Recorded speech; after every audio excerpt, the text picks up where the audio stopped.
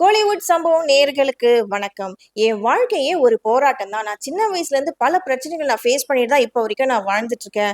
எனக்கு வந்துட்டு ரொம்ப பிடிச்சது வந்து பாடுறது எனக்கு ரொம்ப பிடிக்கும். நான் வந்து கிளப்லலாம் பாடியிருக்கேன். அப்பவுமே வந்து நெறைய பிரச்சனைகள நான் வந்து ஃபேஸ் பண்ணியிருக்கேன். என்ன வந்து நெறைய பேர் அப்யூஸ் பண்ணியிருக்காங்க. அது மட்டும் இல்லாம என்னோட திருமண வாழ்க்கையில கூட எனக்கு என் கணவர் வந்து சரியான சப்போர்ட் பண்ணாம இருந்தாரு. அதுக்கப்புறம் எனக்கு இருந்த குழந்தைங்களையும் நான் இழந்துட்டேன். என் குழந்தைங்களும் இறந்துட்டாங்க. அதுக்கப்புறமா வந்து பார்த்தீங்கன்னா, என்னோட அப்பா, அம்மாவையும் இழந்துட்டு நான் தனியா தான் என் வாழ்க்கைய நான் தொடர்ந்து போராடிட்டே இருக்கேன். அந்த மாரி ஒரு சிச்சுவேஷன்ல தான் ஒரு நல்ல நண்பரா நடிகர் ரவி மோகன் என்கிட்ட வந்தாரு. அவருடைய குடும்ப பிரச்சனைக்கும் நான் காரணம்னு சில பேர் சொல்றாங்க. உண்மையில நான் அவருடைய குடும்ப பிரச்சனைக்கு நான் காரணமே இல்ல. இப்படி தொடர்ந்து என்ன வந்து டார்ச்சர் பண்ணிட்டு இருந்தீங்கன்னா, சைபர் கிரைம் மூலமாவும், ஜீரோ புல்லிங் மூலியமா என்ன வந்துட்டு நீங்க இப்படி பண்ணிட்டு இருந்தீங்கன்னா, நான் அவரோட லைஃப்ல இருந்தே போறேன். ஒரு நல்ல நண்பரா தான் நாங்க 2 பேரும் இருந்தோம். இப்படி தொடர்ந்து என்ன வந்து டார்ச்சர் பண்ணிட்டே இருக்காங்க. நான் அவரோட லைஃப்ல இருந்து போறேன் அப்படின்ட்டு Instagram பக்கத்துல ஒரு பதிவு வெளியிடுறாங்க பாடகி கெனிஷா. ஸோ அதுக்கப்புறம் வந்து பார்த்தீங்கன்னா, நடிகர் ரவி மோகன் ஒரு எமோஷனலான ஒரு வீடியோ வந்துட்டு பிரஸ் மீட்ட கூப்ட்டு குடுக்குறாரு. அது என்னோட வாழ்க்கையே கிட்டத்தட்ட ஒரு 45 வருஷம் எனக்கு வயசு வந்து 45 வயசு ஆகுது. இந்த 45 வயசுல 23 வருஷம் நான் சினிமா ஃபீல்ட்ல இருந்திருக்கேன். நான் நடிச்ச படங்கள் வந்துலாம் பார்த்தீங்கன்னா, ஒரு 95% வந்துட்டு நல்ல ஹிட்டான படம் தான் குடுத்துருக்கேன். எனக்குன்னு ஒரு இமேஜ நான் கிரியேட் பண்ணி வச்சிருக்கேன். நான் எந்த நடிகையோட நடிச்சிருக்கேன், எல்லாமே நீங்க பார்த்துட்டு தான் கண்கூடா நீங்க பார்த்துக்கிட்டு தான் இருக்கீங்க. எந்த ஃபேமிலி பேக்ரவுண்ட்லேருந்து நான் வந்தேன்றதெல்லாம் உங்க எல்லாருக்குமே தெரியும். ஆனா, ஒரு நடிகனா தான் எனக்கு தெரியும். என்னோட பெர்சனல் லைஃப்ல நான் எந்த அளவுக்கு சஃபர் ஆயிருக்கேன், எவ்ளோ வந்துட்டு ஒரு கூண்டு கிளியா இருந்திருக்கேன். என்ன வந்து ஒரு ஃப்ரீடமாவே வச்சிரல. அதாவது தன்னோட திருமண வாழ்க்கைய பத்தி சொல்லிட்டு இருக்காரு. ஆர்த்தியோட அவர் மேரேஜ் பண்ணது வந்து இது வந்து ஃபுல் அண்ட் ஃபுல் பிளாக்மெயில் பண்ணி தான் என்ன மேரேஜ் பண்ணிட்டாங்க. அவங்க கைய அறுத்துக்கிட்டாங்க. கல்யாணம் பண்ணா நான் உன்னைய தான் கல்யாணம் பண்ணுவேன் அப்படிங்கிற மாரி என்ன ஃபோர்ஸ் பண்ணி கல்யாணம் பண்ணி அந்த வாழ்க்கையில என்ன திணிச்சுக்கிட்டாங்க அப்படின்ற மாரி ரொம்ப உருக்கமா எமோஷனலான வீடியோ ஒண்ணு குடுத்திருக்காரு பிரஸ் மீட்டுக்கு. அவங்க என்ன சொல்றாங்கன்னா, என்னுடைய வந்துட்டு சேவிங்ஸ்ல இருந்துட்டு என்னோட சேவிங்ஸ்லேருந்து என்னோட பேங்க் பேலன்ஸு, அக்கவுண்ட் எல்லாமே என்னோட ப்ராப்பர்ட்டி எல்லாமே அவங்க பேர்ல தான், அவங்க கிட்ட தான் இருக்கு. எனக்குன்னு எதுவுமே இல்ல.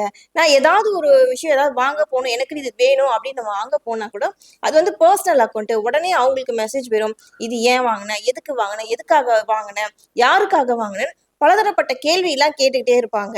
நான் வந்து ஒரு டார்ச்சரான லைஃப்ப தான் வாழ்ந்துட்டு இருந்தேன் ஆர்த்தி கூட. நான் ஃப்ரீடமாவே இல்ல. நான் படிச்ச படிப்பு விஸ்காம் படிச்சிருக்கேன். எனக்கு மீடியா பிடிக்கும்ன்றதுனால தான் நான் இந்த ஃபீல்ட்ல வந்தேன். ஆனா, அவங்க யார் கூட நடிக்கணும்? எந்த புரொடக்ஷன் கம்பெனில நடிக்கணும்? எந்த படம் எப்போ எந்த படம் நடிக்கணும்னு அவங்க சொல்றத நான் கேட்கணும். அந்த மாரி ஒரு இரிட்டேட்டிங்கான ஒரு லைஃப்ப நான் வாழ்ந்துட்டு இருந்தேன் இத்தன வருஷமா. கடந்த ஒரு 4 வருஷமா வந்து பார்த்தீங்கன்னா, நான் அந்த வீட்லயே இல்ல. வெளியில ஹோட்டல்ல நான் போற இடத்துல தான் நான் ஸ்டே பண்ணிட்டு இருந்தேன். ஏன்னா, ஒரு அளவுக்கு மேல வந்துட்டு என்னால தாங்க முடியல. அந்த டார்ச்சர என்னால வந்துட்டு ஃபேஸ் பண்ண முடியல. ரொம்ப டார்ச்சர் பண்றாங்க. அ ஆர்த்தியும் சரி, அவங்க அம்மா மத்தவங்களும் சரி, அவங்க கூட இருக்க மத்த ஃப்ரெண்ட்ஸ் பர்ட்டிகுலரா அவரு ஒரு நடிகைய பத்தி சொல்லிட்டு இருக்காரு. 3 எழுத்து நடிகை, இட்லி நடிகைன்ற மாரி அவரு இன்டைரக்ட்டா சில விஷயங்கள் சொன்னாரு. இவங்கலாம் வந்துட்டு என்ன டார்ச்சர் பண்றாங்க. ஜீரோ புல்லிங் பண்றாங்க. நான் திருப்பி பண்ண ஆரம்பிச்சேனா, அதாவது "சாது மிரண்டால் காடு கொள்ளாது" அப்படின்னுவாங்க. நான் ரொம்ப சாதுவா, அமைதியா எல்லாமே விட்டு குடுத்து போயிட்டுருக்கேன். என்ன தொடர்ந்து சீண்டிக்கிட்டே இருக்காங்க. இப்படியே அவங்க பண்ணிக்கிட்டு இருந்தாங்கன்னா, நான் யாரு?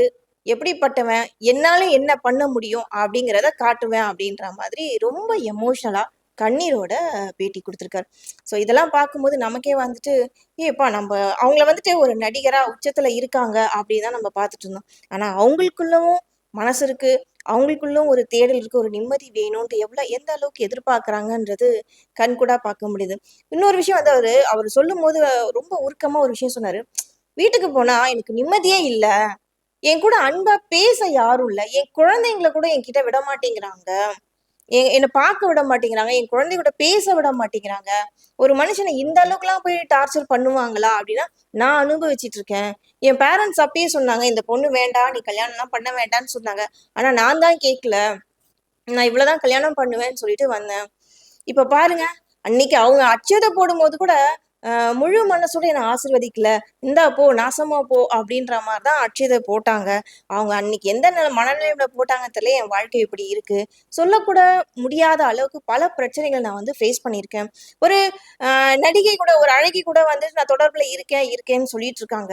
நான் பார்க்காத அழகிங்களா? சினிமால நான் நடிக்கும்போது எத்தன அழகிங்கள் கூட நான் நடிச்சுட்டு இருக்கேன்.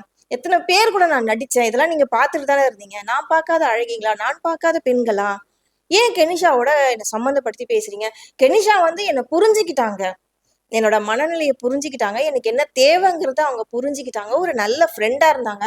ஆனா அவங்களையுமே இவங்க வந்து டார்ச்சர் பண்ணி, அவங்க கூட இருக்க மத்த சர்க்கிள்லாம் சேர்ந்துட்டு, அவங்கள டார்ச்சர் பண்ணி, 0 புல்லிங் பண்ணி இதுக்கப்புறம் நீ இவங்க கூட இருக்கக்கூடாது, வாழக்கூடாதுன்ற மாரியே எங்க 2 பேரையும் பிரிச்சுட்டாங்க. நாங்க நல்ல ஒரு ஃப்ரெண்டா தானே இருந்தோம். ஏன் தவறான ஒரு கண்ணோட்டத்தோட பார்த்துட்டு எங்கள இந்த மாரி பண்ணி நான் நிம்மதியாவே இருக்கக்கூடாதா? அப்ப நான் சாகணும்னு நீங்க நினைக்கிறீங்களா? அதனால தான் எனக்கு இவ்ளோ மாரி டார்ச்சர் குடுக்குறீங்களா? நான் விடமாட்டேன். நீங்க என்னதான் என்ன பண்ணாலும், நீங்க பண்ண விஷயங்கள நான் வெளியில கொண்டு வந்துட்டு, அதுக்கப்புறம் தான் என் வேலைய நான் பார்ப்பேன்னு. அதுல இன்னொரு விஷயம் சொல்லியிருக்காரு ரொம்ப உருக்கமா. என்னன்னு பார்த்தீங்கன்னா, இதுக்கப்புறம் நான் நடிக்க போறதில்ல. நான் நடிக்கணும்னா, முதலாவது இவங்கள்ட்ட தான் நான் டிவோர்ஸ் வாங்கிட்டு, அதுக்கப்புறமா தான் நடிக்கவே போறேன். அதுவரைக்கும் நான் எந்த படத்துலயும் நடிக்க போறது இல்ல. அப்படின்னு ரொம்ப ஸ்ட்ராங்கா சொல்லிட்டாரு. ஒரு பக்கம் அவரு மன உளைச்சல்ல இருக்காருன்றது புரியுது. இத்தன வருஷமா ரொம்ப அமைதியா தன்னோட பெர்சனல் லைஃப்ப வெளியில சொன்னா, தனக்கு தான் அசிங்கம், தன்னோட குடும்பத்துக்கு தான் அசிங்கம்னு அந்த விஷயங்கள எதுவுமே சொல்லாம, பொறுத்து, பொறுத்து, பொறுத்து வாழ்ந்துட்டு இருக்காரு நம்ம ரவி மோகன். அதாவது "பொறுத்தார் பூமி ஆழ்வார்ன்ட்டு" ஒரு நம்ம பழமொழி கேள்விப்பட்டிருக்கோம். அதுக்கப்புறம் இன்னொரு விஷயம், "சாது மிரண்டால் காடு கொள்ளாது." ஒரு மனுஷன் ஓரளவுக்கு தான் பொறுமையா இருக்கான். அவன் பொறுமையா இருக்கான், அமைதியா இருக்கான், சாதுவா இருக்கான்றதுக்காக என்ன வேணா பண்ணிடலாம் அப்படிங்கிற அந்த நெனப்பு மட்டும் யாருக்குமே இருக்கக்கூடாது. எல்லா மனுஷனுக்கும் ஒரு தேடல் இருக்க தானேங்க செய்யும். அன்பா பாக்க, அன்பா பேச, அன்பா அரவணைக்க ஒரு பெண்ணோ, ஒரு ஆணோ தேவைப்படுது. அது மனைவியா இருக்கட்டும், இல்ல கணவனா இருக்கட்டும். இந்த இடத்துல அவங்க இல்லன்னும் போது தானே வெளியில தேட ஆரம்பிக்கிறாங்க. ஒரு கணவன் மனைவிக்குள்ள ஒரு அன்பு, பாசம் இல்ல, ஒரு தேடல் இல்ல அப்படின்னா, அது வெளியில கிடைக்குமான்னு தானே பார்ப்பாங்க. அப்படிதான் இவரும் பண்ணியிருக்காரு. இது வந்து "நீ எப்படி போறன்னு நான் பார்க்குறேன். நீ வாழ்ந்துடுற" அப்படிங்கிற மாதிரி இவங்க ஆர்த்தியோட ஃபேமிலியும், அவங்க அம்மா சுஜாதா அவங்கலாம் பண்றது வந்துட்டு, அந்த அளவு ஏற்றுக்கொள்ளக்கூட கூட முடியாத அளவுக்கு இருக்கு. என்னதான் நடக்குதுன்னு பார்ப்போம். எல்லாரோட மனுஷனையும் ஒவ்வொரு தனிப்பட்ட லைஃப் இருக்குன்றத இப்ப நல்லா கண்கூடா பார்த்துக்கிட்டோம். இதுக்கப்புறமும் நம்ப ரவி மோகன் என்ன பண்ண போறார்? என்ன செய்ய போறார்? ஆனா இந்த நேரத்துல நம்ம சொல்றது ஒரே ஒரு விஷயம் தான். சார் நீங்க பொறுமையா இருந்துட்டீங்க. பட் அடுத்து என்ன பண்ணணுன்றத மட்டும் பாருங்க. முதல்ல காமா இருங்க சார். பிரச்சனைய தீர்த்துக்கலாம். எதுக்குமே ஒரு சொல்யூஷன் இருக்கு. எந்த ஒரு விஷயத்துக்குமே சொல்யூஷன் இல்லன்னு மட்டும் சொல்ல முடியாது. எல்லாத்துக்குமே ஒரு சொல்யூஷன் இருக்கு. உங்களுக்கு பிடிக்கலையா? டிவோர்ஸ் பண்ணிட்டு வெளில வாங்க சார். நிம்மதியா இருங்க. சந்தோஷமா இருங்க. ஜாலியா இருங்க. உங்களுடைய வாழ்க்கை சார் இது. மனுஷன் இந்த உலகத்துல பொறந்து வாழ போறது ஒரு வாட்டி தான். அந்த வாழ்க்கைய சந்தோஷமா, நிம்மதியா வாழ பாருங்க. உங்களுக்கு பிடிச்ச மாரி வாழுங்க. இத தான் நாங்க சொல்ல முடியும். யாரும் யாரையும் போட்டு அடிமையா நடத்தாதீங்க. அடிமைத்தனமான வாழ்க்கை யாருக்கும் பிடிக்காது. வாழவும் மாட்டாங்க, இருக்கவும் மாட்டாங்க. சுதந்திரமா இருங்க. ஆனா, அதுலயும் சில கட்டுப்பாட்டுகளோட இருந்தீங்கன்னா, உங்களுக்கும் நல்லது, மற்றவங்களுக்கும் நல்லது. ஏன்னா, நீங்க நடிகர் ரவி மோகன எங்க எல்லாருக்குமே ரொம்ப பிடிக்கும். உங்களுடைய நடிப்பு பார்த்துருக்கோம், உங்களோட படம் பார்த்துருக்கோம், உங்களுடைய அந்த ஸ்மார்ட்னஸ் எல்லாருக்குமே பிடிக்கும். நீங்க சூஸ் பண்ற அந்த ஸ்டோரீஸ், படங்கள்லாம் ரொம்ப பிடிக்கும். உங்களுக்குன்னு தனி ரசிகர்களே இருக்காங்க சார். நீங்க மறுபடியும் நடிக்கணும். திரைக்கு நீங்க வரணும். உங்க பிரச்சனைலாம் கண்டிப்பா சால்வ் ஆகும். இதுதான் எல்லாருடைய வேண்டுதலா இருக்கு. தொடர்ந்து பேசுவோம். நன்றி, வணக்கம்.